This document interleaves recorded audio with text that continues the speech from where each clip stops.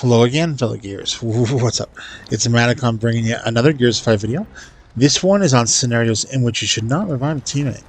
So what we're going to cover in this guide is how to recognize certain scenarios and situations when your teammate goes down but not out, that they sometimes actually do not want to be revived.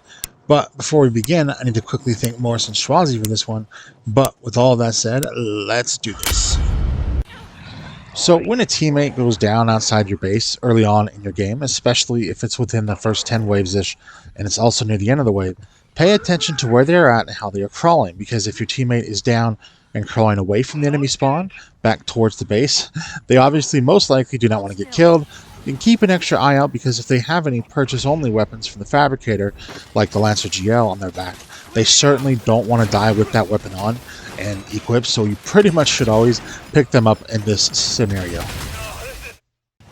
Now, on the flip side of that is one way to tell if your teammates are trying to die in the early waves and just with a few enemies left in the wave is by, again, paying attention to where they're crawling when down. Because if they're crawling towards the enemies and away from the base near the end of the wave, they most likely want to get killed. So they spawn in with a duplicate weapon to put on the locker, like for example boom shot, drop shot, etc. Or another reason they could be trying to die is they might be out of ammo, and getting killed refreshes some of your ammo, which of course is needed in the early waves. So try to evaluate what your teammates are doing exactly when they are down but not out within the first 10 waves or so.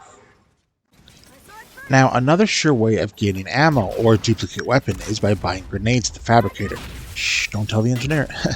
And a lot of players buy frag nades, which can work, but you should really try and buy incendiary grenades instead of frags, because if you have some stim on, frag nades usually aren't going to kill you, but incendiary grenades will usually kill you even if you have some stim on.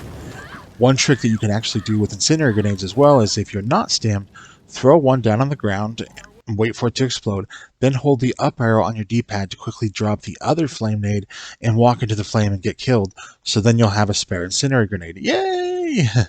And using these methods as outlined, of course, can be very useful on your Horde runs, especially if you or your teammates are not on mic. Well, that wraps up this quick guide, and as always, enjoy it, everybody. Thank you.